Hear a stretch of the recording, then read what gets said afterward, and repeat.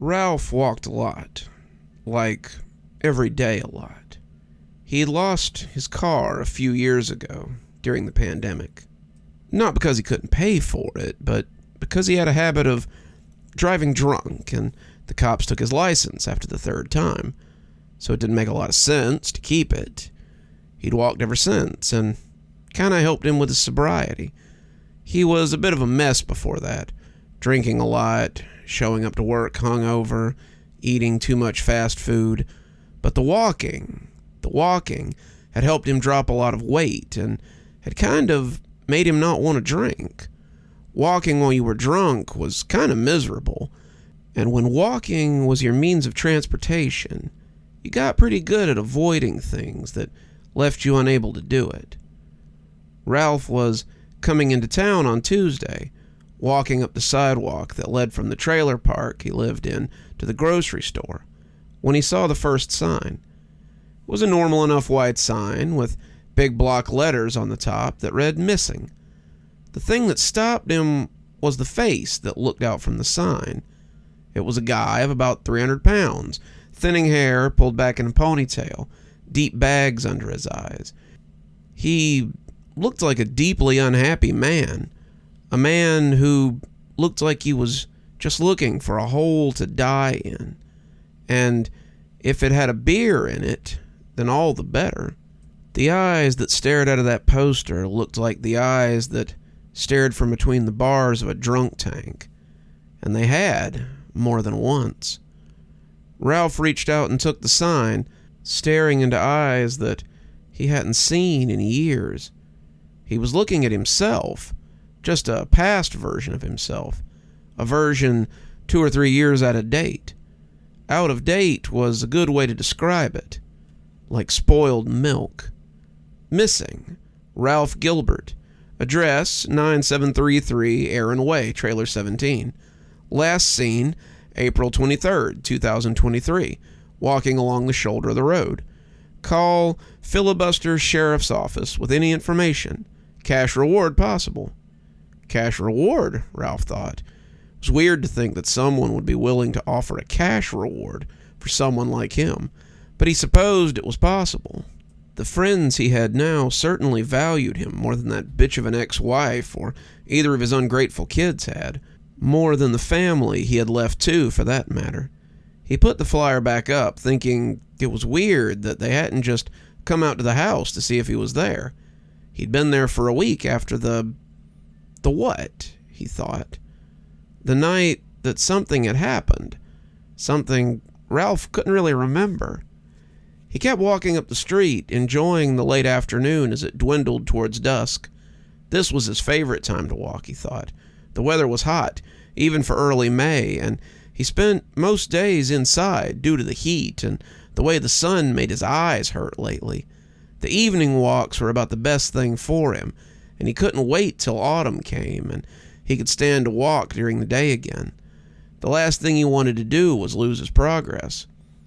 2021 had been a pretty turbulent year for Ralph, but not all of it had been bad. He had started noticing that the walk was making him lose weight and that he felt better about being more active.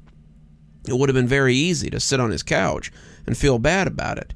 He had certainly done that for a while, but as his food ran out and the money he had gotten from his disability payments started to dwindle, he knew he was going to need to do something.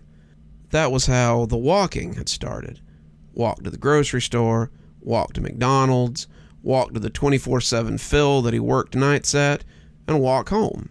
After a while, people in the trailer park started to notice that he was walking, and they would offer to pay him so he could walk their dogs. Pretty soon, Ralph had a bunch of mutts on leashes, and he became known as the Dog Man. Soon, people came to walk their dogs with him, and Ralph felt he finally had friends. He hadn't had friends, not since high school, and the ones he had never led him into anything healthy. These guys were walking with him, helping him find the shoes that wouldn't pinch his feet and give him blisters, suggesting pants that wouldn't give him a heat rash. And one day, Ralph hopped on the scales and discovered that he had lost 50 pounds. By 2022, it was 100 pounds. and by the next year, he was down to 180 and feeling better than he ever had. His trips to McDonald's were down to once a week. His dog walking was earning him enough money to keep the bills paid and his fridge filled, and Ralph felt better than he had in years. He had felt like that right up until last week when something had happened. As Ralph came into town, he saw more of the signs hanging on poles and was a little curious as to why no one had come to the trailer park to check on him if they were so worried. He'd been there all week, and they could have come and knocked. Ralph had been kind of out of it the last week, though, and he was worried that he might have caught something. He barely remembered stumbling home after the whatever had happened. Ralph hadn't liked that. It reminded him of being drunk and out of control again. How many times had he stumbled into his trailer after a night of drinking to find that he couldn't remember how he'd gotten there? He sat on his couch, just looking at the dark television, and suddenly he wondered where the groceries had gone. That was when he remembered that he'd been carrying groceries. He'd been coming from the Forest Hills grocer, bags bulging in his hands. He'd come around the corner, Matherson's curve, and then he didn't know. Something had made him squint, and he thought, oh shit, there goes my milk. Then he'd been walking back into his trailer. As he walked into town now, he saw more missing posters, and it started to give him the creeps. Watching his own face, his false face, looking back at him was eerie, and he wanted to rip them down. He was here. He was alive. Why were they looking for him? He wasn't missing. He was walking up the road. He passed people, side-eyeing them as if he expected them to recognize him, but they just walked right on past without a look back. That was weird, Ralph thought. Yeah, he'd been gone for a week, but people surely hadn't forgotten him that quickly. He'd been sitting in his trailer for a week before he'd thought that a walk seemed like a good idea. It was weird. The food should have run out by now, but Ralph hadn't really been hungry. He'd moved between the living room and the bathroom like a sleepwalker, sleeping, sitting up, like he hadn't done since he was still 300 pounds of lazy couch potato. He hadn't felt like he needed to eat anything either, though, and that was rare. Despite his weight loss, he still managed to have a prodigious appetite. He couldn't even remember drinking water that whole week. Until he'd gotten up to go to the walk, he was worried that he was catching the flu. He had wandered around in a daze, just kind of existing, and it made him feel good when the afternoon had finally called to him. As he walked towards the supermarket, however, he suddenly wished he had stayed home.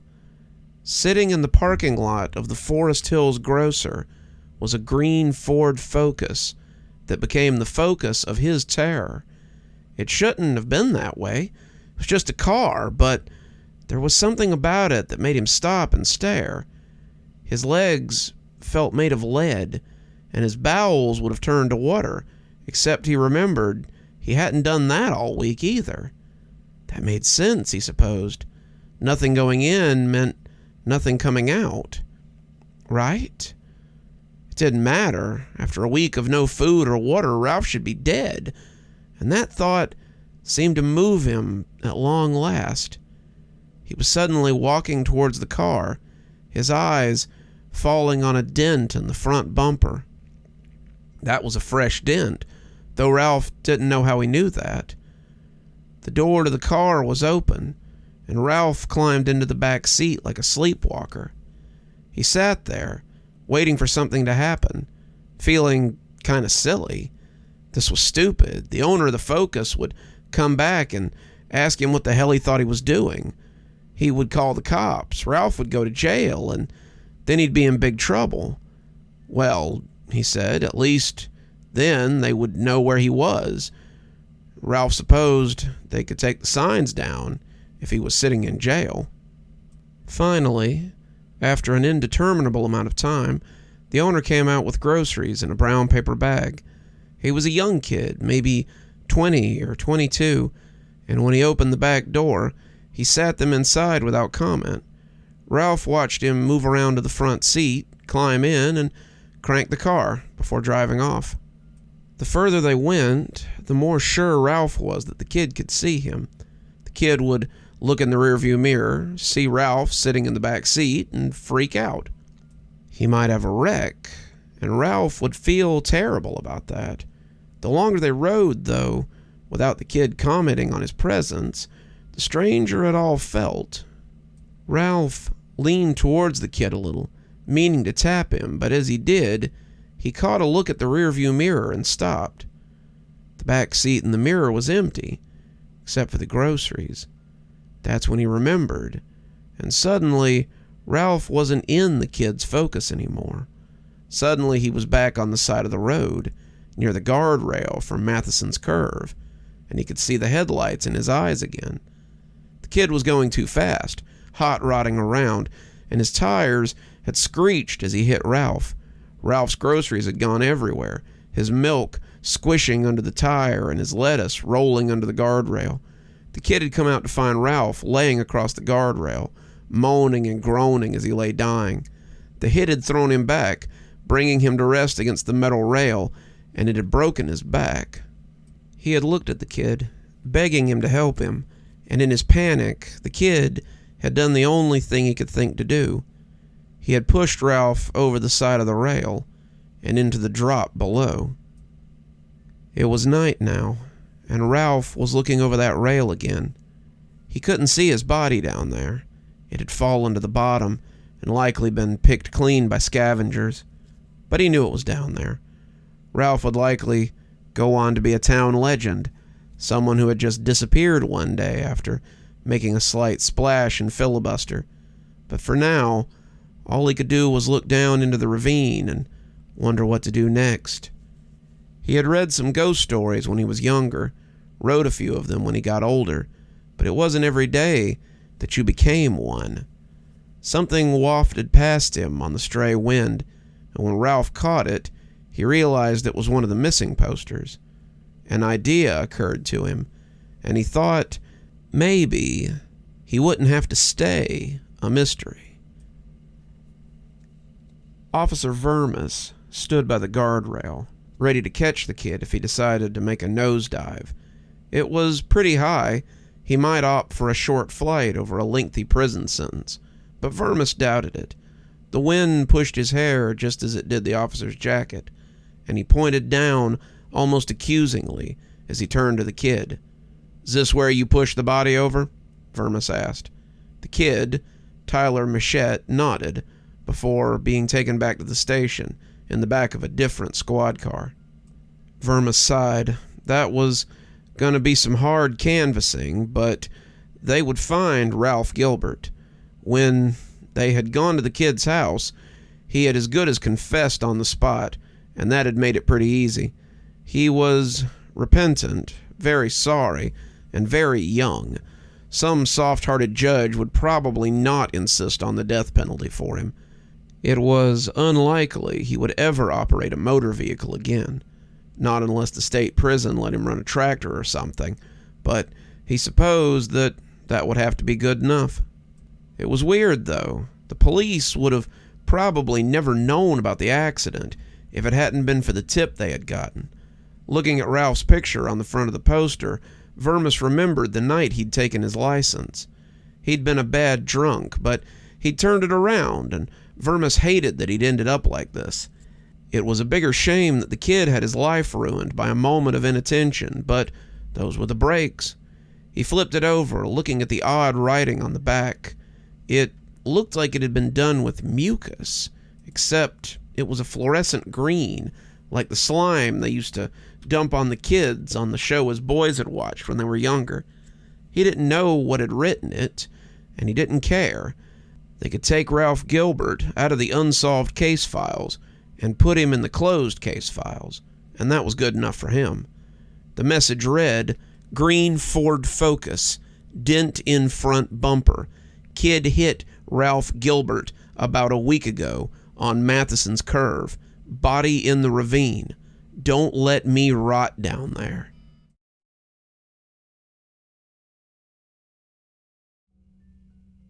When I was 8, I was abducted for about an hour. I know that's an odd statement, but trust me when I say, it gets weirder. When I was 8, a man abducted me right off the street. My parents and I lived in a shabby apartment about a block from my primary school. Since Mom worked days and Dad worked nights, I was responsible for getting myself to and from school since I was 6.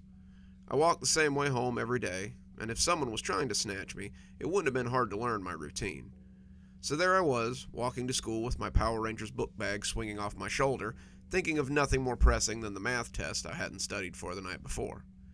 Suddenly, a white van rolled close enough to ruffle my hair with the side mirror of the van.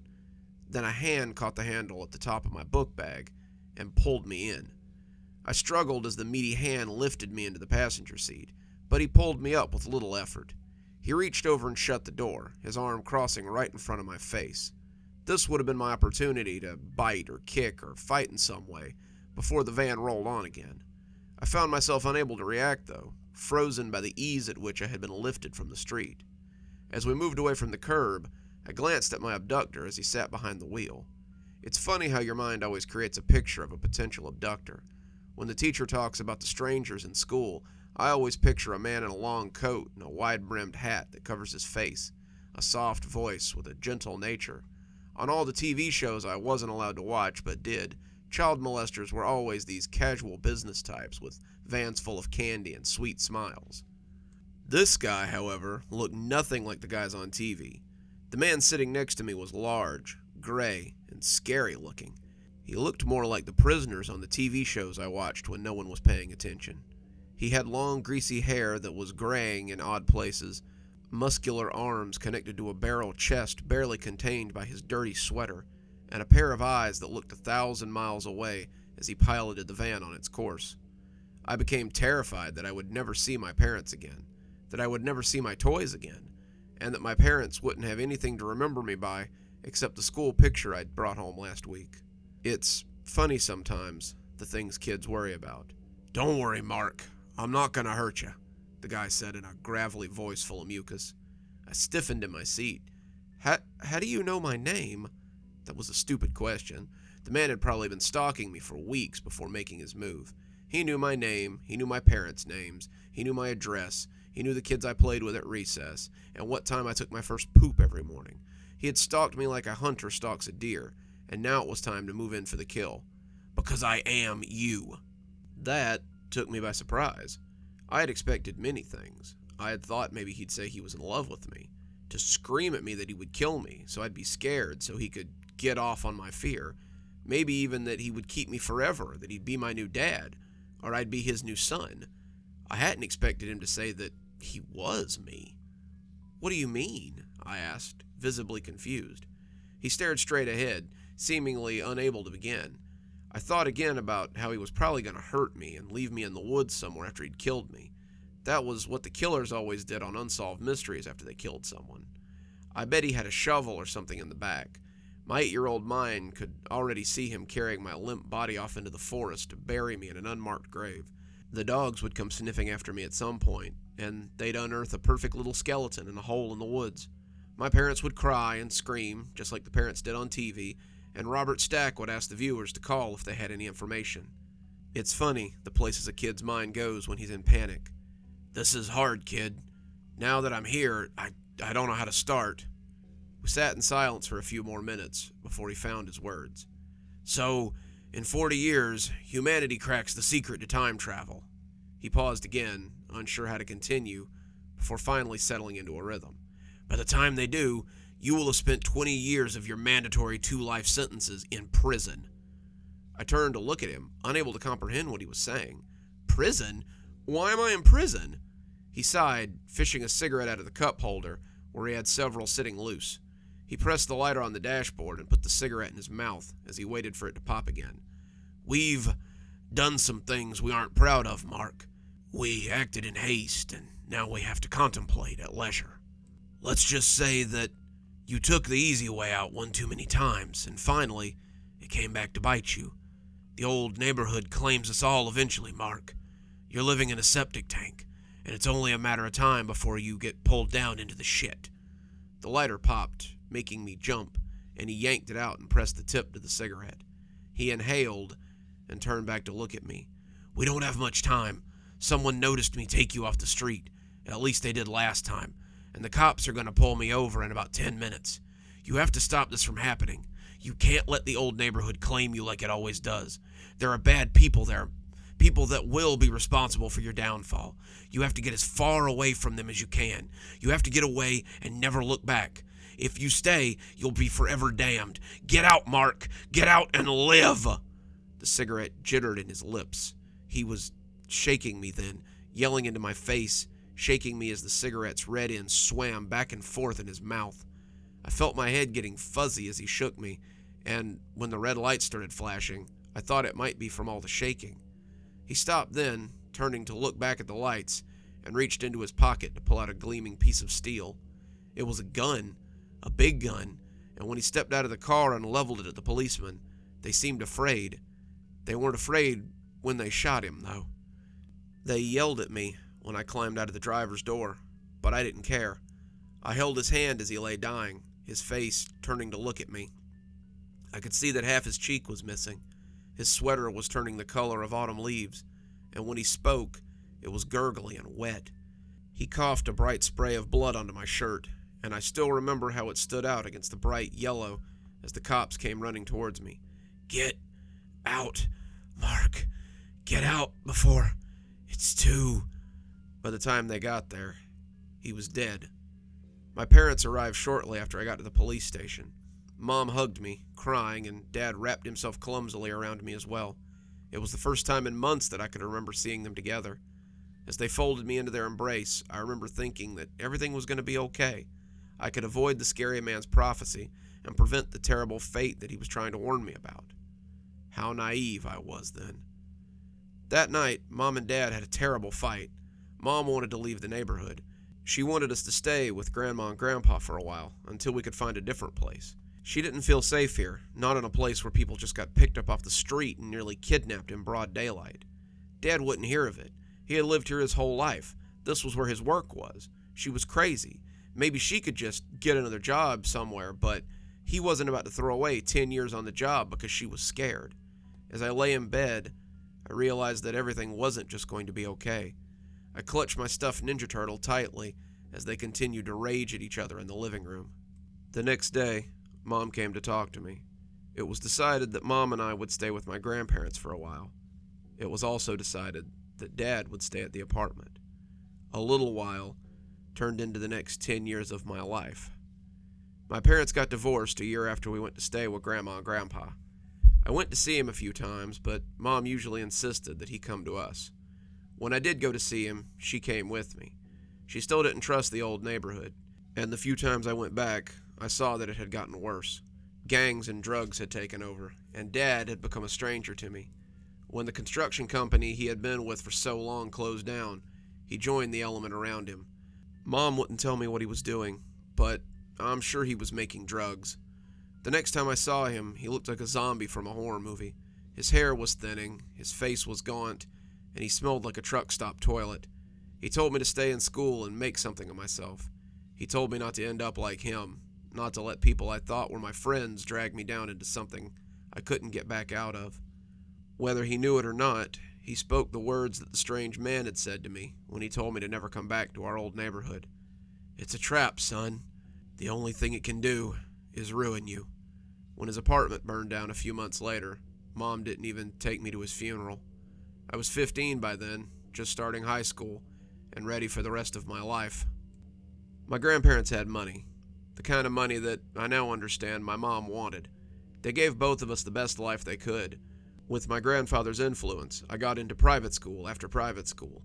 My mother made it very clear that I wasn't to squander the gifts I'd been given, and I took her at her word. By the time I was 18, I was at the top of my class and ready to enter almost any college I wanted. College was where I met Tabitha, though. Tabitha was where everything changed. I enrolled in a prestigious college, but I won't sully their reputation by naming them here. They were proud to name me amongst their alumni when I first stepped into their halls of learning. I took to my classes much the way I had taken to high school classes. I excelled, was noticed, and was praised for my hard work. I made the dean's list and was invited to join the kinds of academic circles that would ensure I had my own level of influence when the time came for my children to attend school. I was as far from that sidewalk in my old neighborhood as I had ever been. Little did I know, I was much closer than I thought. Tabitha was a year above me. She was a film major I'd met through a friend, and I knew I wanted her from the first time I saw her. My friend Jace was not what you would call centered on his studies. Jace had been accepted on a sports scholarship, and I had accepted that he was a burnout who was here to party and meet girls. Jace thought it was the height of hilarity to get me to skip out on my studies and hang out with him and his other friends, and Tabitha was one such friend. It was she who brought me about to the return of my old life. It all started because Jace was in my room, calling the person he bought drugs from. "Damn it!" he yelled, slamming the phone down and startling me from my work.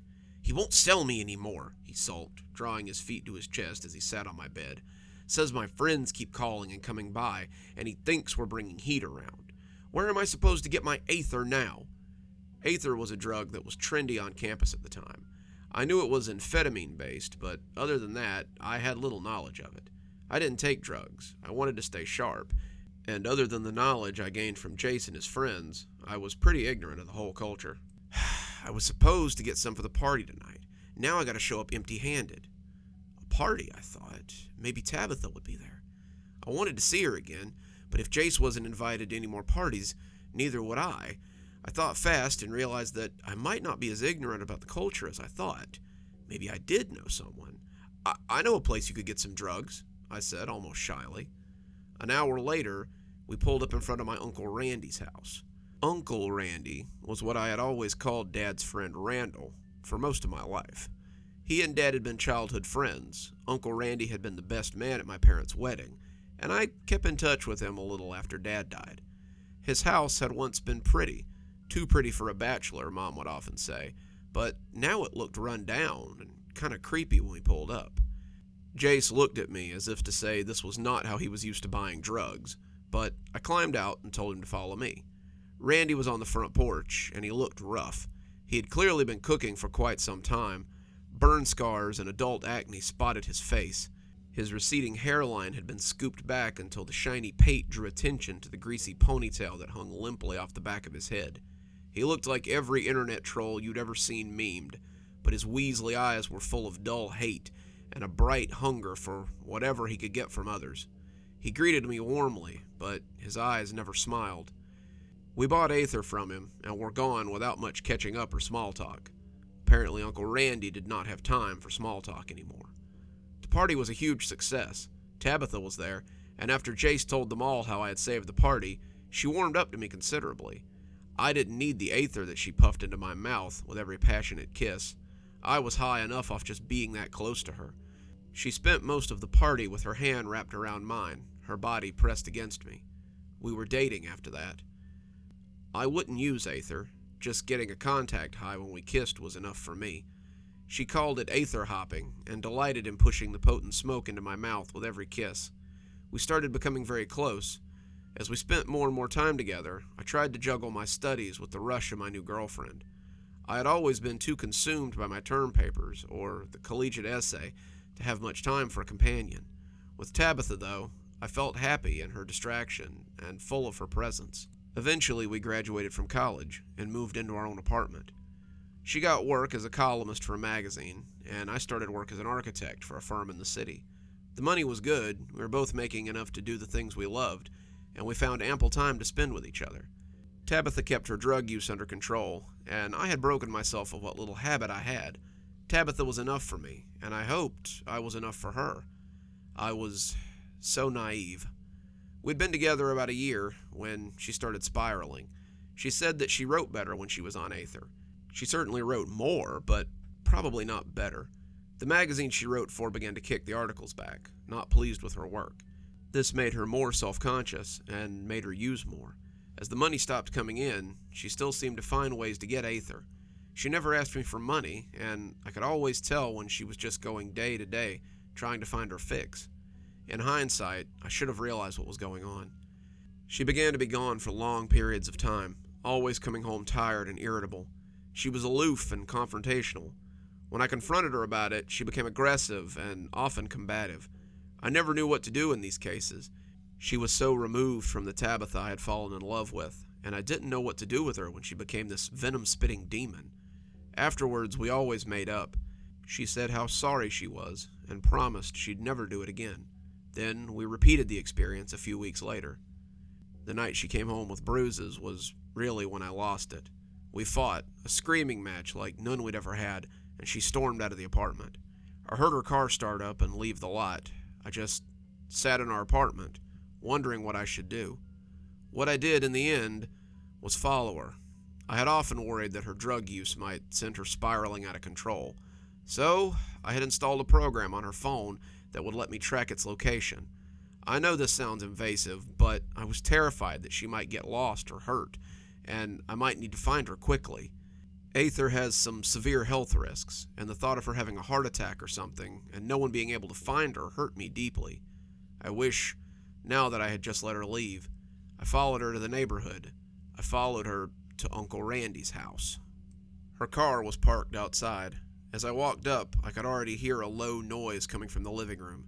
The lights were off, the living room curtains were drawn, but they were illuminated from behind by the glow of the TV. The door was ajar, one of her purple sneakers left across the threshold. As I pushed the door open, I could hear Tabitha's heady moans and could guess what was going on. Randall was her supplier.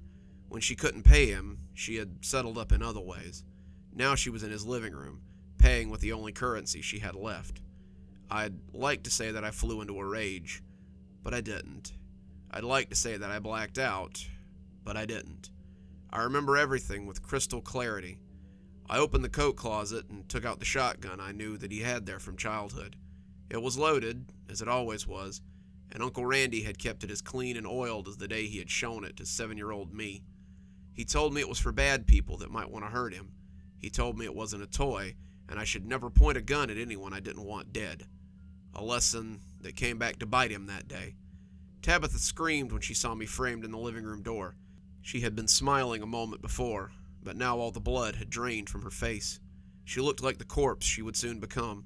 Randy turned his head, that greasy tail swinging. He looked at me in surprise, and I leveled the shotgun at the two of them, my face a cold mask of indifference. Tabitha said my name, mouthed it before her perfect chest was a spray of blood, and the buckshot turned it into a pitted landscape of gore and viscera. Randy said nothing. The first shot had opened up the top of his skull, and he died instantly. She lay atop him, tears welling in her eyes as she fought for breath. She fixed me with those eyes as if to say, well, what else was I supposed to do? I didn't have an answer for her. I just dropped the gun on the worn rug and walked out onto the front porch to wait for the cops. I wasn't there when she died. I didn't hold her in my arms and tell her how sorry I was. I just sat on the porch and listened to her gasp out her breaths until they were muffled by the sound of approaching police sirens. I was convicted of a double homicide at the age of 22. I was given 2 life sentences, and I will never see the outside world again. Except, I guess I will. I don't know how old I'll be when the program makes me an offer. The self I met was old, but everyone over 20 is old to an 8-year-old. If I had to guess, I would say he was somewhere in his 40s, but that's just a guess. He told me I would be in prison for 20 years. I guess this is a fact that's set in stone. As I sit in my cell and think about my future, I often think about what he said. Someone saw me take you off the street. At least they did last time. That leads me to believe that he experienced this when he was a child. Maybe I always go back and try to warn myself, and perhaps I always fail. What if my life is nothing but a loop of trying and dying to keep myself from coming to Randy's living room and ruining my life? How long has this loop been going on? What would happen if I closed it? Would I simply cease to exist? I lay on my single bed some nights, staring at the roaches crawling across the ceiling, and think about the people who have brought me to this point. My mother, my father, my grandparents, Jace, Tabitha, Uncle Randy, and I somehow know what must be done as they all swim by. When it's my turn to step into the past, I don't think I'll explain anything. I might just take the gun out of my pocket and shoot myself as I sit rooted in the passenger seat and see what happens next. I've got 20 years to think about it, I guess. Plenty of time to work out the finer points of my own murder.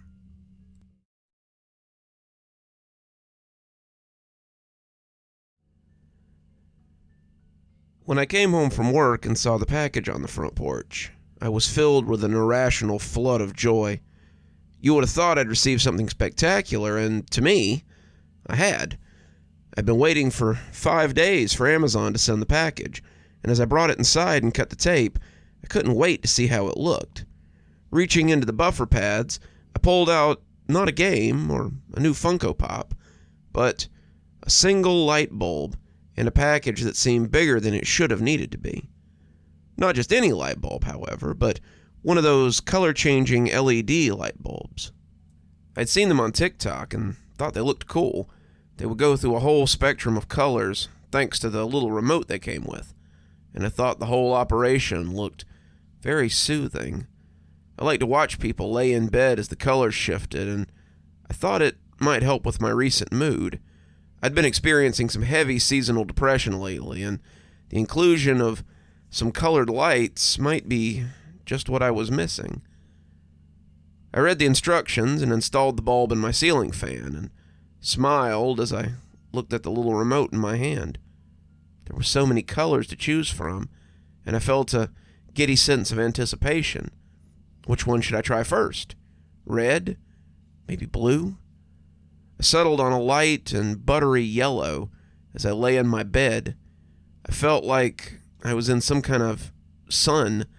The ones I'd drawn as a kid, it seemed. The yellows were thick, the shade of melted crayons, and I was happy as I lay beneath it in my single room. It had been hard to get out in the cold lately, and this made me feel like I was at the park, under the warm sun at the beach, maybe. It wasn't actually warm, but I could trick my mind into thinking that it was, at least. I lay there for a few minutes, just soaking up the faint sunlight, before I got up and went to my computer. As I logged into World of Warcraft for a little gaming, I looked at the remote and decided on a different color. As I explored in the game, I changed the colors to depend on where I was going. The rusty red of Orgrimmar, the deep green of Stranglethorn, the light blue of the Undercity, back to the sunny yellow for the Barrens, and so on and so on. The bulb had a color for every occasion, it seemed, and I really enjoyed playing with it as the evening progressed. I fell asleep that night under the soft, dark blue of a night sky, and I slept better than I had in a long time. In my downtime the following week, I found myself playing with the light, trying out the different colors. I discovered a button for mixing colors and found myself making color combinations that turned my room into all kinds of different shades. I found I liked a few of them. The blue and green combination reminded me of the undersea videos I'd seen on Discovery Channel when I was a kid. There was a red and yellow of the deep desert, the purple blue of icy peaks, and I found myself lying in bed some evenings after work and just trying different combinations. I fell asleep on Thursday night, the soft blue and deep purple making me think of glaciers, and woke up to a nightmare. I opened my eyes and found myself floating in a room that looked smeared with blood. The walls seemed to hold strange shadows, the reds and blacks mingling like filth in a morgue. But that wasn't the worst of it. The worst were the creatures. They were dirty white that was almost translucent, their eyes like lamps as they stared at my prone form. I wasn't sure what to make of them at first, and I wondered if I was dreaming. If I was, this was the most realistic dream I had ever had. Their bodies were long and narrow, like pale reeds, and other than their eyes, they seemed devoid of features. There were two of them, one in the corner by my desk and the other perched in the junction of the ceiling and wall. We stared at each other for some undeterminable amount of time, and I was nearly convinced that I was actually dreaming when my phone chirped and lit up on the nightstand. All three of us looked at the light, and when I looked back at them, the one in the corner of the ceiling had dropped soundlessly onto the floor. The skin around the bottom of his head seemed to rip open to reveal a double row of buttery yellow teeth. His fellow creature did the same, and as the two stalked closer to me on their noodly-looking arms, I whimpered and reached for the bat that I kept beside my bed. As I turned, I must have rolled over on the remote. As the bulb changed back to the same buttery yellow I had basked in on the first day, I came up with the bat out in front of me to find the room devoid of nightmare creatures. I turned it back to the normal fluorescence and looked around in a panic, trying to figure out what had just happened. I was still awake when the sunrise lit the windows, and I wasn't sure I'd ever sleep again with the image of those creatures thumping around in my head. I tried to get about my morning routine, getting ready for work and getting breakfast together, but the image of those horrible things would never leave me. They followed me through my day, dogging my steps as I tried to get my work done, but by lunch, I was a mess. When my boss saw me in the break room, my shaking hands struggling to open my lunch bag, she told me I looked ill and said I should go home and get some rest. "You look ill, dear. Take the day off and have a good weekend. We'll see you Monday." I told her that wasn't necessary, but she insisted. I was grateful for the chance to get some rest, but I found my anxiety growing as I got home, the same place I had seen those horrors. I checked the corners where I had seen them, hoping to find some sign that it had just been a dream, and I was rewarded with nothing. There were no marks on the eggshell white walls, no signs of claws or dirt from the filthy skin of the creatures, but it did little to soothe me. Sign or not, I knew I hadn't been dreaming, and that meant that these things had to be real. The idea that I couldn't see them, that they only existed in the dark, was even more terrifying. But despite my fears, the need to find out what they were and how they had disappeared without any sign just wouldn't leave me. I started by just turning off the lights, but I didn't think that would do much good. I'd woken up in the dark plenty of times, and I'd never seen anything like those creatures. No, I thought, it had to have something to do with that light that I had seen covering the walls. It had changed when I rolled onto the remote, and whatever combination I had bumped had allowed me to see the creatures. I knew about things that you couldn't see with the naked eye, things that were too small or hard to see outside the right color spectrum, and I wondered if these creatures were like that. More importantly, if I could only see them in that spectrum, then was it a two-way street? Could they only see me when that spectrum was on? Might explain why they didn't attack me otherwise. I didn't want to see them. The thought of looking at them terrified me, but I was curious as well. The thought of them followed me as surely as the creatures might, and I needed to be sure of what they were. I was no scientist, not by a long shot, but my desire for answers was greater than my self-preservation in this case. I started playing with different color combinations on the remote, my bat always at the ready. Before you ask, I tried red and black, but it gave me something like a desert cave more than anything. The remote was small, but if you held the buttons, the colors would change further. They would get darker or lighter. They might even change depth and perception, and the combinations really were vast. My computer sat untouched that weekend, my books and TV left to catch dust, and by Sunday, I was a mess. Hadn't slept much that weekend. Every time I closed my eyes, all I could see were the faces of the monsters that stalked me, and my rest was pretty thin. When someone knocked on my door, I jumped and looked around fitfully. I peeked down the hallway as someone knocked again, and when Debbie called my name, I realized it wasn't the monsters trying to trick me out of my little cocoon. I didn't even realize I wasn't dressed for company until I made it to the door. I was in clothes that my mother would have called grubs, and my hair was loose and unwashed. I likely smelled. I hadn't showered since Friday morning. I was extremely self-conscious as I opened the door to my apartment. Debbie smiled, bundled up against the cold, and when she saw the state of me, she came right in and asked what was wrong. Wendy said you had been sent home on Friday with some kind of illness, and I see why now. You look terrible.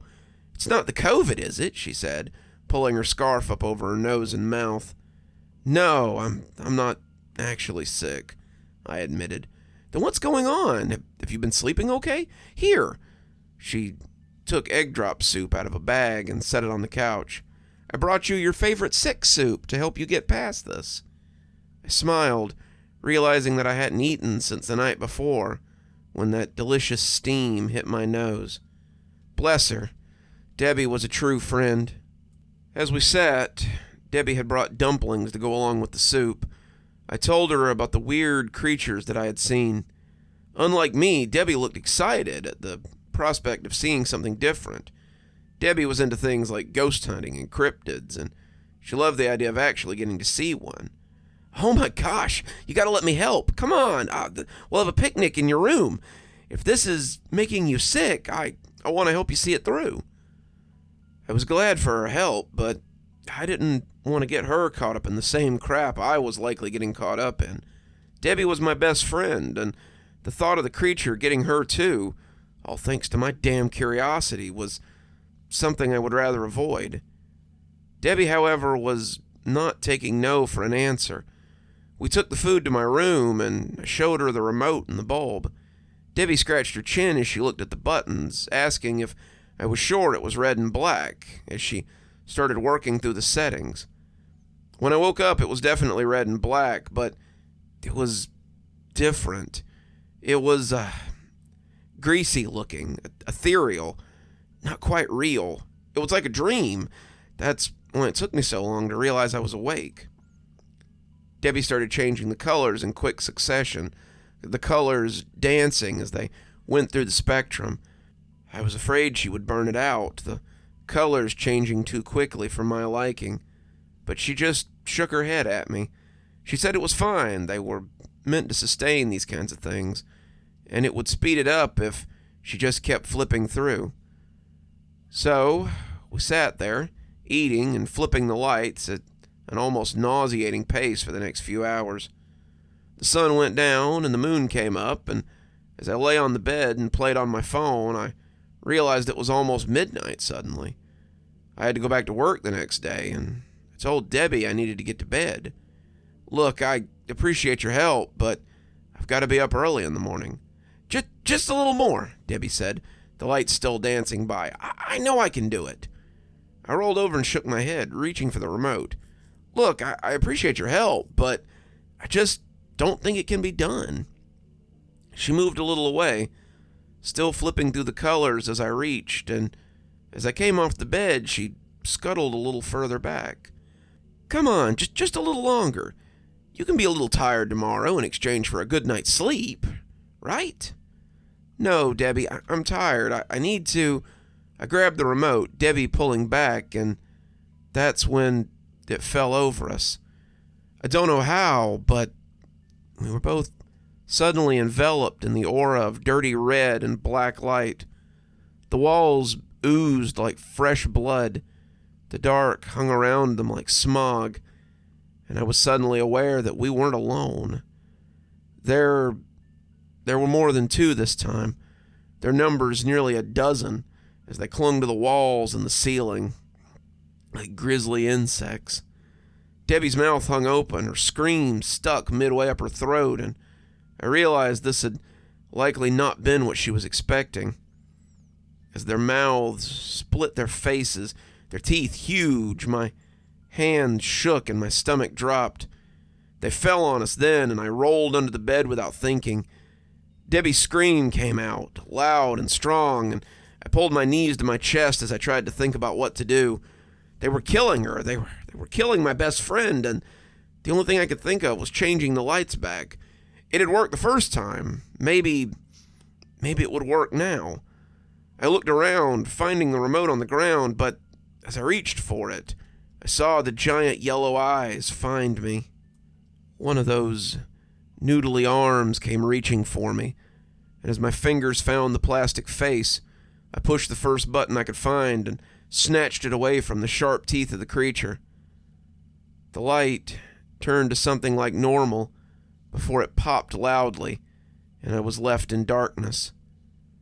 I got out my phone and switched on the flashlight, looking around and finding nothing but the ruined remains of our picnic. By the light of my phone, I discovered that the creatures were gone, but I also discovered that Debbie was gone, too. I've ordered another light bulb, but it won't arrive until tomorrow. I paid for express shipping, but I don't know if that'll be soon enough to save Debbie. I don't want to see those things ever again, but if there's a chance that Debbie's still alive, I have to find her. She wanted to help me, and now it's my turn to try and help her. So be careful with your new light bulbs if you buy one. You may see more than you bargained for, and you may lose more than just the cost of shipping.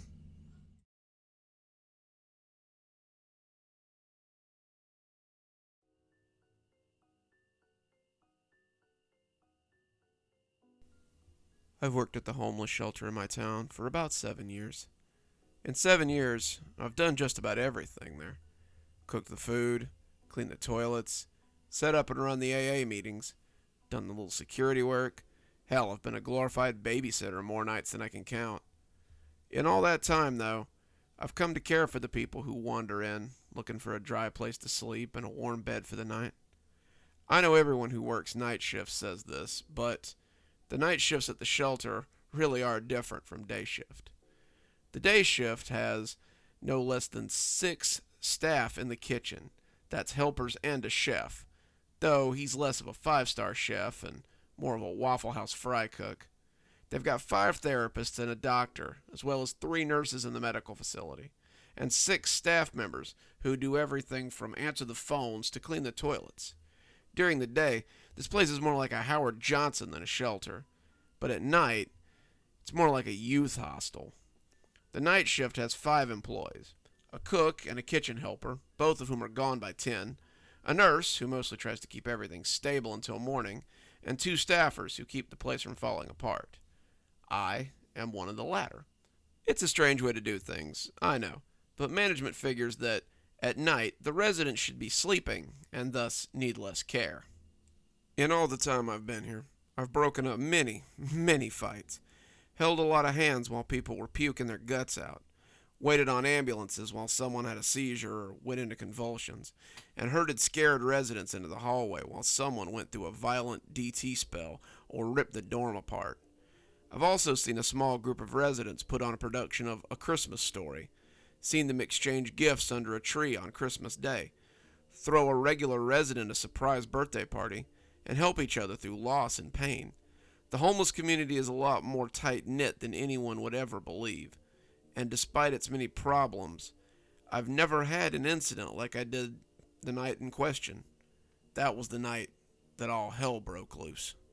It happened about 3 weeks ago, December 18th, and I had just walked in out of a nasty blizzard.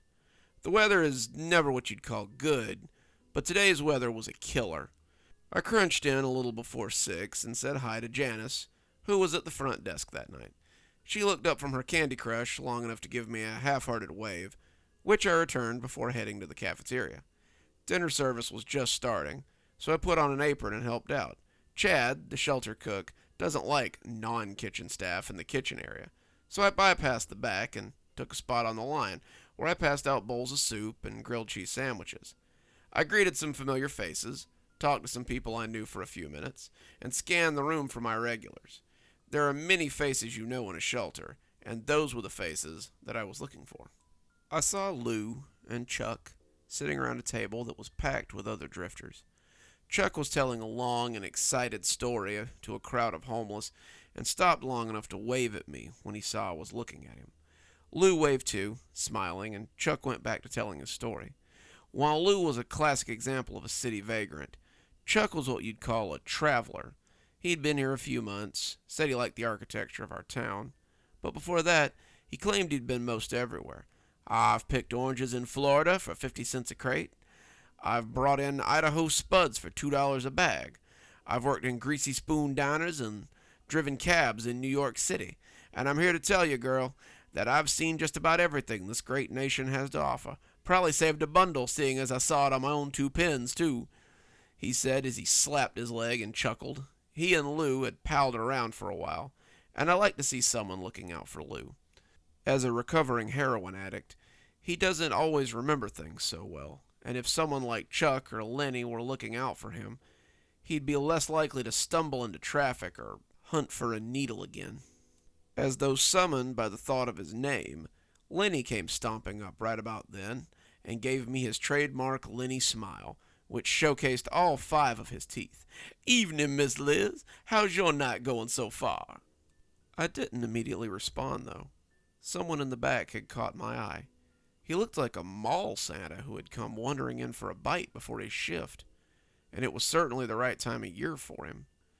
He wore a dark red cap, had a long white beard that hung to his waist, and was dressed in an old red ski jacket, topped off with a pair of scuffed black motorcycle boots. He sat in the back and ate his meal, and I could see the end of a gnarled wooden stick leaning against the wall within easy reach. He had a big old stained traveling sack perched on it, and it only enhanced the idea that he was some kind of Santa Claus.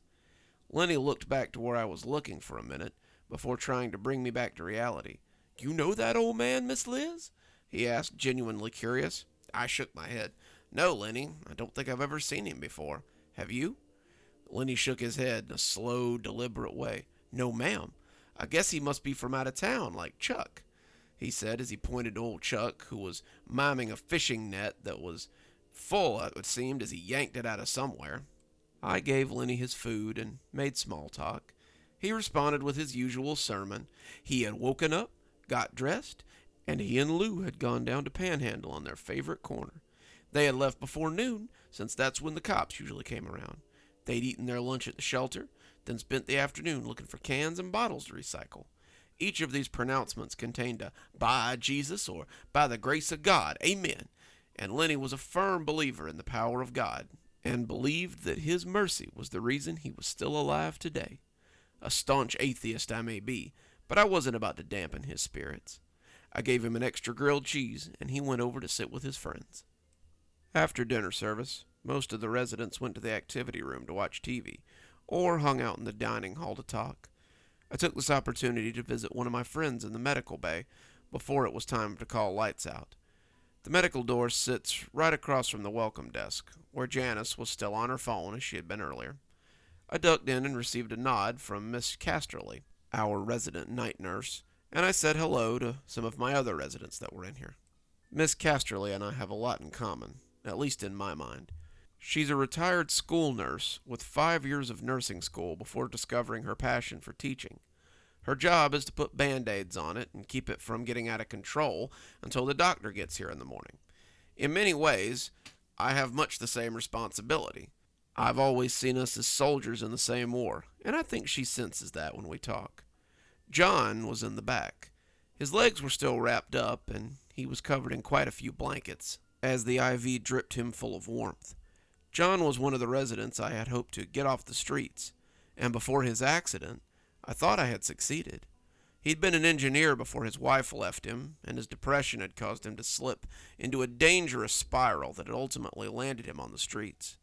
When I found out about his background, I had started trying to help him find a job so he could get back on his feet.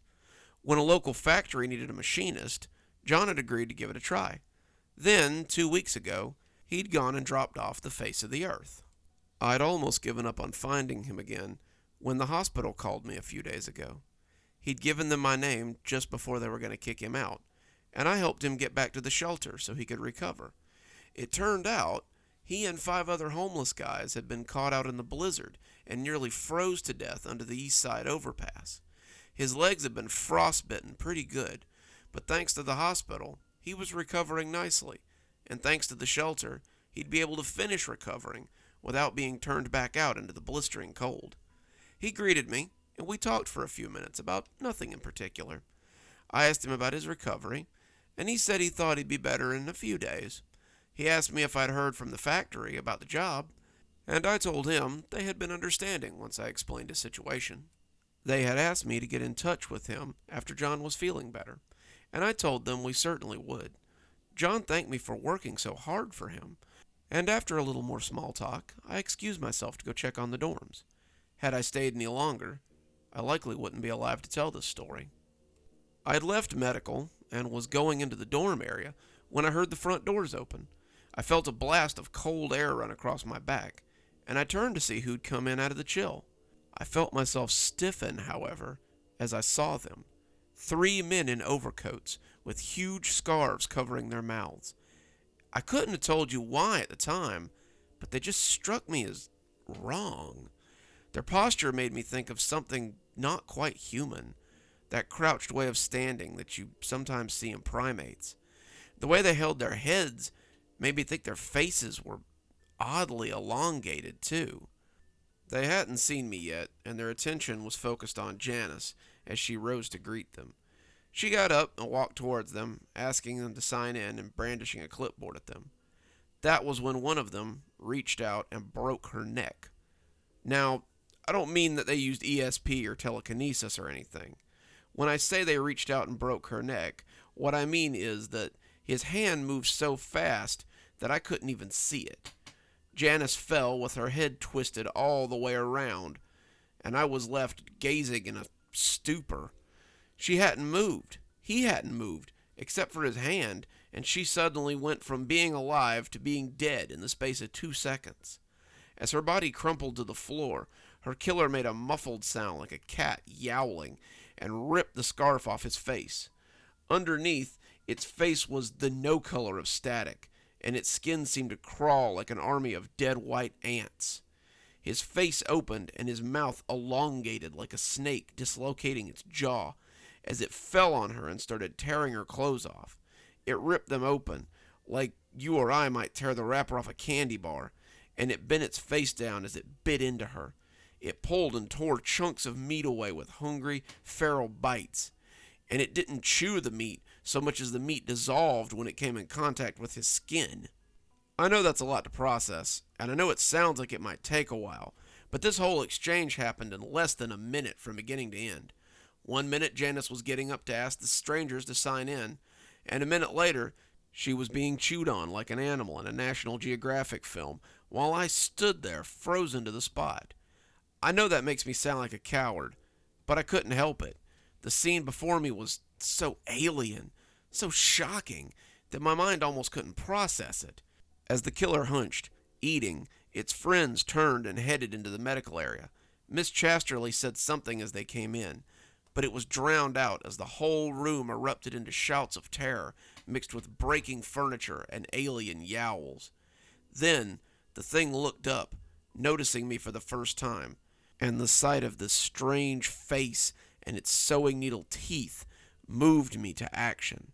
I turned and ran through the double doors that led to the dorm and slammed them shut behind me. I slammed my fist onto the big red button on the wall and sighed as the maglocks engaged behind me. The state required us to install them on the doors to the medical and the dormitory area, which led to the back office. Since both areas contained confidential files, we had to have a way to secure them, and what better way than magnetic locks that exert 1,000 pounds of pressure? I put my back against the door, knowing that these things couldn't get in through that, and we'd be safe until they left or the police arrived. Knowing this, I still screeched when it hit the door hard enough to rattle it in the frame. The residents started coming out then, and the corridor was soon filled with the sounds of running feet and raised voices. Before I knew it, I had 20 or so upset people behind me. When Lenny put a hand on my shoulder, I jumped to the ceiling. His face was ashen, and I could tell that he'd caught a glimpse of the hallway behind me. He opened his mouth, probably to ask what was going on, when an inhuman scream pierced the hallway, and something hit the glass on the door hard enough to send cracks running through it. That worried me more than a little, because that glass is supposed to stop a bullet. The first bullet, at least. This thing had just cracked it with a single hit. The second hit bulged it grotesquely inward, and the third turned it into a square of broken glass and twisted metal rebar. An arm stretched through, and began hunting for a latch then. "Lisa, get back!" someone yelled, and I saw Chuck run forward with a fire extinguisher in hand. He slammed the butt of the canister into the arm, but it did no more damage than the shards of glass had. The arm continued to rake around, searching for some way inside, and when Chuck brought the canister down for the third time, it finally seemed to register. It swiped out with those long nails, and the canister parted easily, spraying clouds of foam into the air. Chuck let it go and threw the sputtering thing at the arm, backtracking as he moved towards the group. He turned to me then, and I suddenly realized they were all looking at me, looking for me to guide them out of this situation. I almost laughed at them. What part of this did they think was in the homeless shelter management handbook? There was no protocol for being set upon by a group of monsters who ignored the laws of nature and did whatever they wanted. They wanted me to help them, but I doubted that anyone could help them. We weren't people to these things. We were just troublesome food bits stuck at the bottom of a can. We were trapped in here, and it was only a matter of time before they knocked down the door, maglocks or not, and turned this hallway into a slaughterhouse. I fell to my knees, wanting to bring them up to my chest, and my body longed to drop to the floor so I could spend my last few minutes hugging myself in terror before the end. I had started to do just that when the sound of a walking stick brought me back to reality. The man who looked like Santa Claus came out of the dormitory and smiled at me in a decidedly up-the-chimney-he-goes kind of way. He said not a word, but went straight to his work, and as the creature's hand scampered about like a long-nailed spider, he drew close and stopped just out of arm's reach. The owner of the hand stopped reaching, and I heard a wet noise that sounded like the worst head cold in history. The thing sniffed at the air like a man sucking up soup, and it said something that I'll never forget. I had to look it up afterwards when I was in my right mind again, but it uttered a single muddy word before trying to pull its hand away. It said Sacerdos, and tried desperately to get its hand out of the hole. The old man shot his hand out, quick as a snake, and gripped the wrist in a single gnarled old hand. The creature squealed, the scream too high to be called a scream, really, and the corridor was filled with a pulse of white light. Then it dimmed, and I saw the arm no longer attached to the creature. It disintegrated before our eyes into something like oatmeal and sawdust. The creature went crazy then. Its screams were full of terrible fury as it slammed its misshapen face into the little window and gnashed its two big teeth at the little man. He snapped a finger out then and booped the grotesque thing on its flat nose. In another bright flash, the creature was gone, little more than a greasy cloud in the space of the little window. Through the hole in the door, I could see the other two lumbering out into the hallway, streaked with gore and not even trying to hide their strangeness. I looked over at the little man standing placidly by the door. Some black substance had splashed onto his coat, but he didn't seem to notice. I started getting nervous around him the longer he stood there. The hellish creatures were trapped outside the room, but how dangerous was this seemingly harmless old man who'd reduced one of them to nothing but nothing with a flash of light? When you work with the homeless for long enough, you start to question things like miracles or even the concept of change itself. This old man had just done something that I couldn't explain, and he felt like a piece in a game I didn't understand. A piece that was counter to the things outside, I hoped. "Miss, I want you to release the door and let me out into the hallway," he finally said. I gaped at him. "Sir, those things will kill you. I've already watched them kill at least one person tonight, and I'm not in a big hurry to watch them tear you apart, too." He smiled at me in that Santa Claus way of his. "Oh, I don't think so." I had wondered what brought me here tonight. It appears that the powers that be knew that this was where I needed to be the most. I started to argue with him, but something in his eyes told me that he was going out there, whether I wanted him to or not. I pushed the button, and the door opened. He walked out and said the last thing I ever heard him say. "You won't want to watch this." He strode towards the pair of them as I re-engaged the lock. Suddenly, my eyes were assaulted by a bright flash of light like nothing I had ever seen.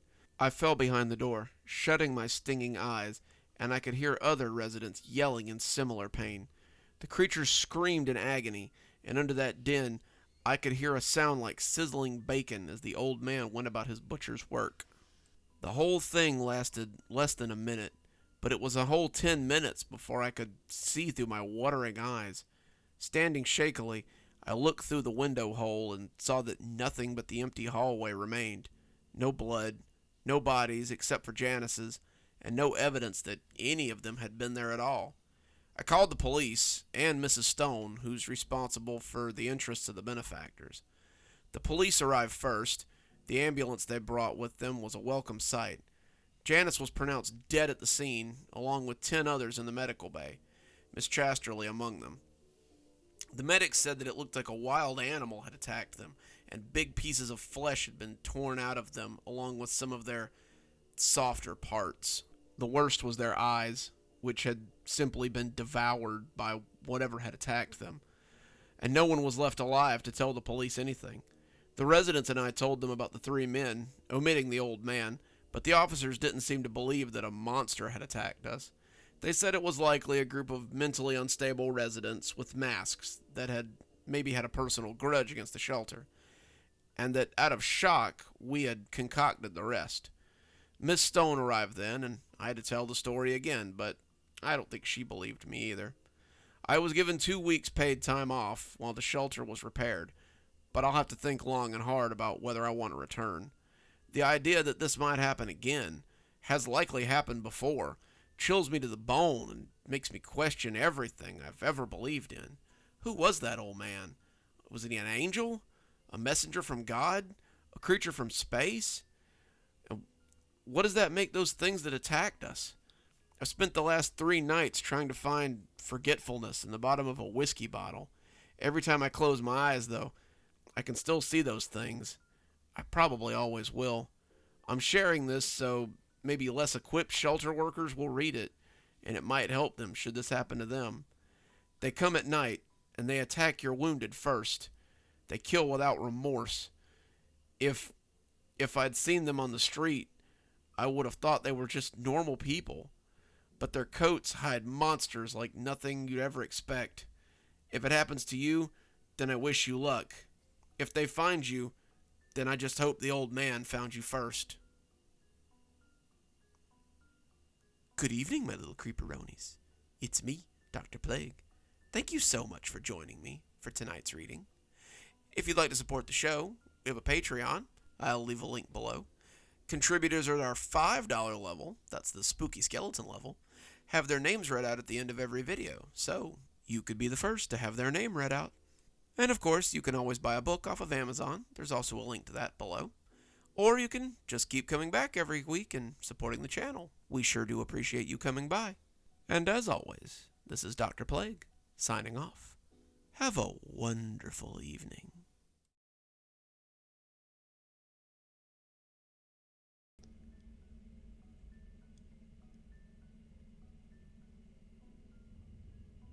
Mel was having a cup of coffee at his favorite little spot one day when something would take place that he would never forget. He was sitting at the bar area, people watching, as he often did, when an older man and his granddaughter walked in. The two were a study in contrasts. She a young waif so full of life and potential, he a stunted creature whose life was almost used up. His cane was barely audible over the general clamor, but Mel still heard the harsh chock, chock, chock as he walked across the tiled floor. The sight of him made Mel chuckle, though every step seemed to threaten to spill him to the floor.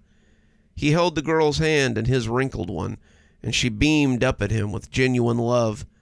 They were standing in line for a booth, the coffee shop very busy, and as the girl gabbled happily to herself, the old man leaning on his stick, taking it all in as if just happy to be able to still take in anything. Mel felt that his interest was becoming voyeuristic, but he just couldn't look away from the pair. They were so different from the usual people that flitted into the shop, and it appeared that he wasn't alone. 2 women and one of them had noticed the pair as well. Mel spent some time observing them as well, hoping to see the same interest or happiness that he had felt. But what he saw was very different. The girl appeared to be filled with a mixture of trepidation, fear, and resolve that Mel had never seen before. Mel had felt like a voyeur, but the young girl was like a hawk who's seen a rabbit. She didn't look away, seemed unself-conscious of her attention, and had eyes only for the little girl and her grandfather. The other said something to her, grabbed her arm fretfully, but she pulled away as she said something quick and harsh to her. As they waited, the little girl suddenly noticed the pair and told the girl how pretty she looked. The girl's attention was broken suddenly as she looked down at the little girl in surprise. She bent down on a knee, and Mel could see her point to the little girl's shirt and say something that made her giggle. Then she pointed to the old man, her lips asking if this was her grandpa, and the girl giggled as she answered that this was her papa as she clung to the man's hand. He turned to give the girls a slight nod and a smile before turning back to the barista who had arrived to seat them. The two girls watched them go before seeming to decide to come to the bar, where Mel was sitting instead of waiting for a booth as well. As they took their seats beside him, the one who had been watching so intently was still staring at the pair. As the old man smiled happily at the young girl and the doll that she was dancing across the table, the girl's face kept that same look of resolve. She clearly had something to do, something she was loath to do, but had to do, nonetheless. It was clear that it had something to do with the old man and his daughter. "They're quite the pair, aren't they?" Mel asked, making her jump as she blushed shyly, having been caught looking. "You have no idea," she said, her accent strange and exotic. Mel thought she might be from the Middle East, or maybe Northern Europe. The barista came around about that time and took her order. Mel couldn't help but notice the resemblance.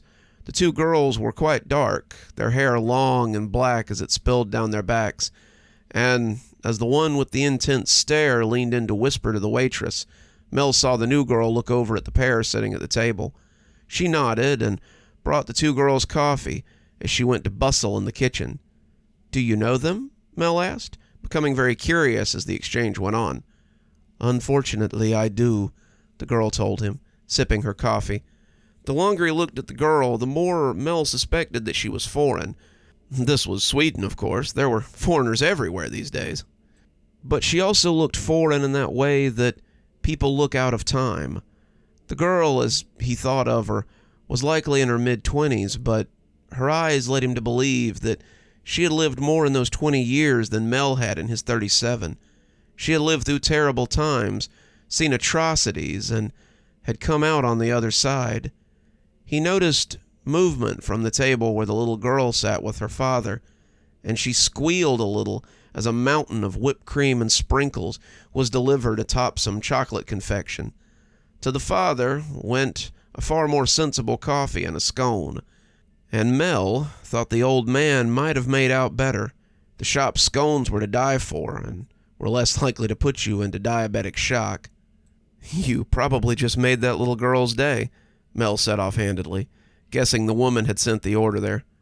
She sighed. "I hope so. I would like to give her some joy on what may be the worst day of her life."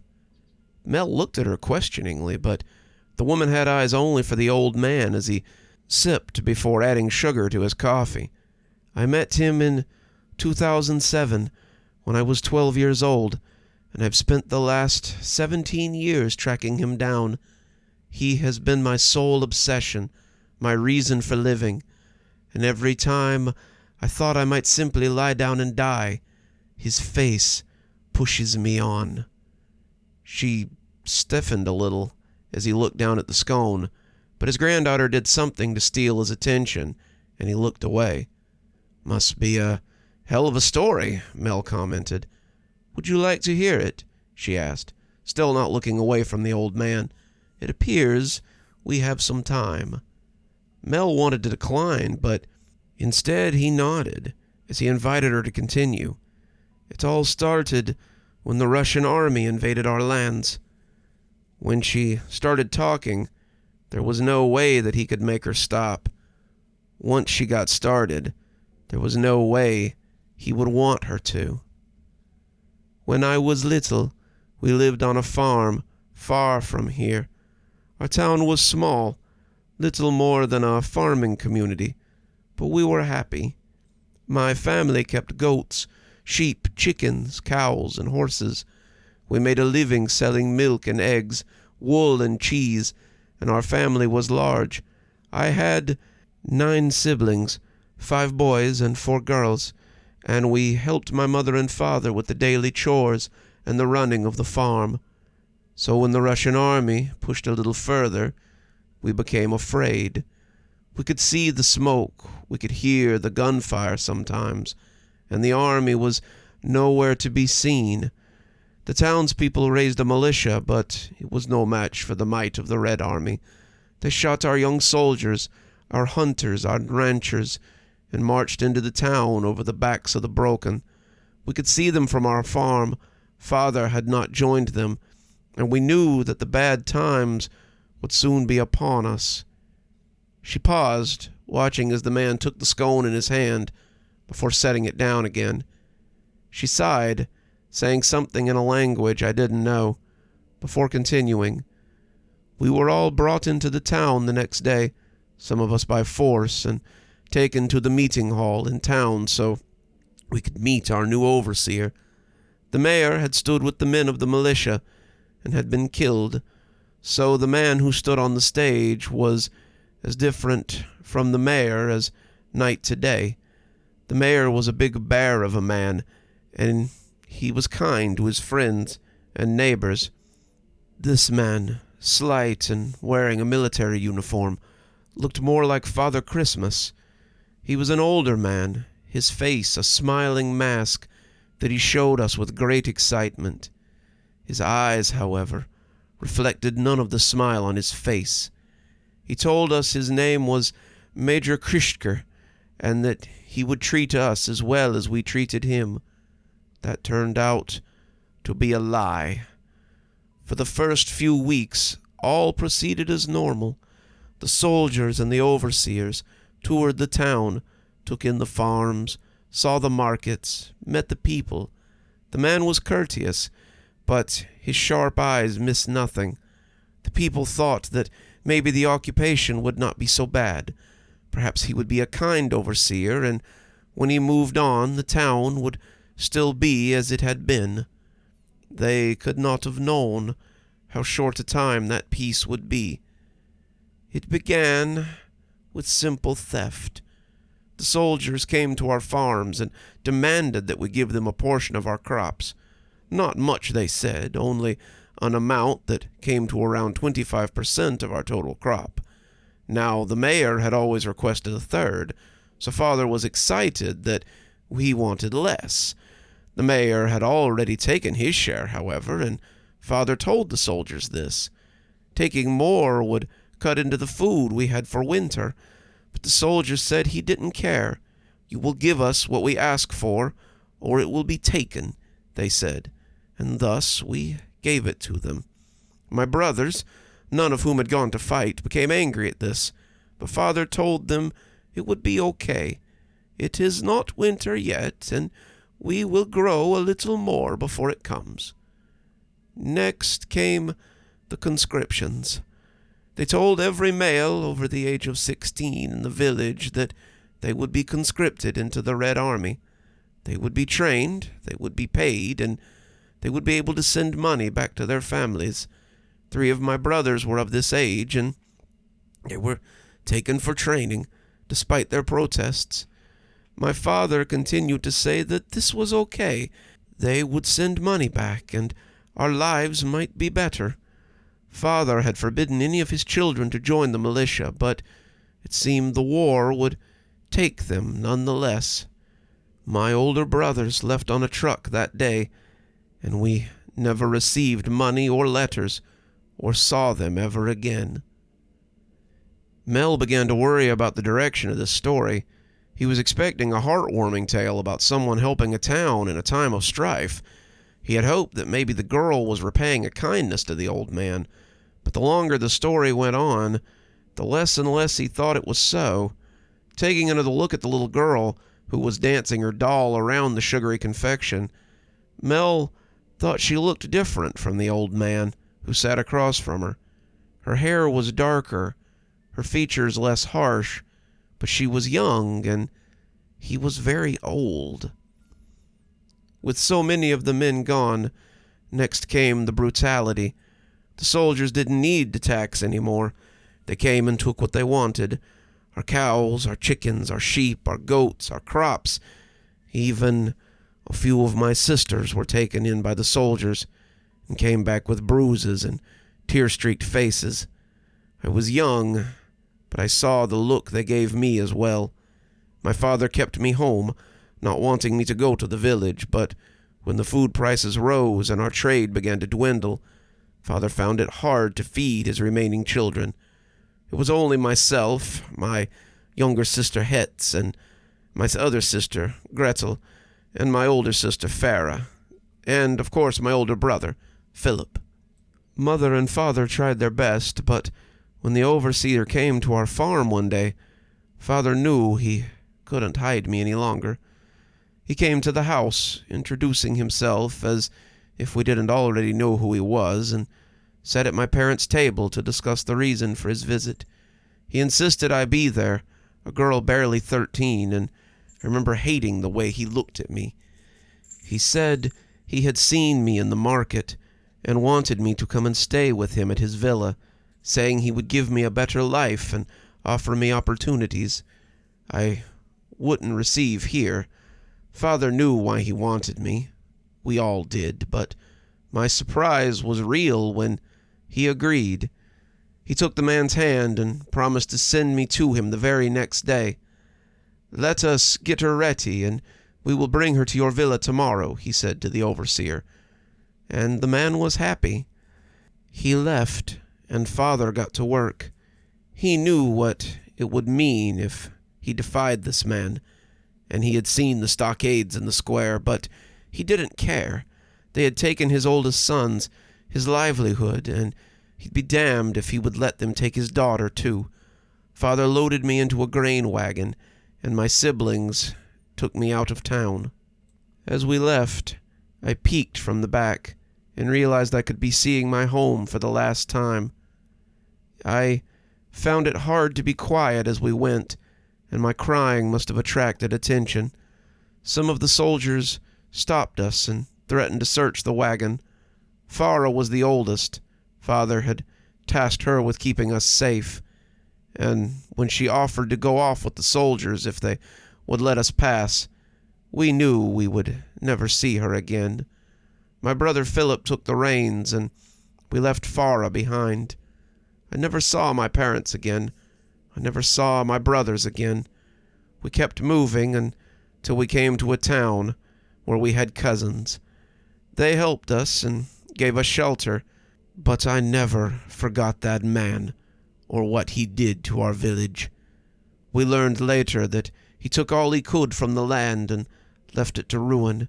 He hung my father and my mother and took Farah as his wife. He left us orphans, destitute, and I've never stopped thinking about that man. When I heard that he had fled here to escape justice after being declared a war criminal, I knew our time for revenge had come. Mel had been so focused on the story that he didn't look back at the man until he started gagging. His hands were on his throat, his face puffing as he hacked, and the little girl was now asking if he was okay. There was real fear in her voice, and people were trying to help him. But in the fuss, only Mel saw the other girl, the one who had come in with the storyteller, take the girl by the hand and lead her away. The little girl looked back only a single time, calling for her papa, before the two left. Mel heard the storyteller get up, but before she left, she turned to give him one final detail. "The little girl is my niece, Farah's child by this man who is old enough to be her grandfather. Farah died before he went into hiding, but when we heard that he had fled with a little girl, we knew what we had to do. I remembered one other thing when I was planning this. When he came to the house to ask my father to send me, he told my mother 3 things as she offered him tea and cakes. The first was that he took his coffee black. The second, that he could not abide dairy. And the third was that he had a strong allergy to nuts.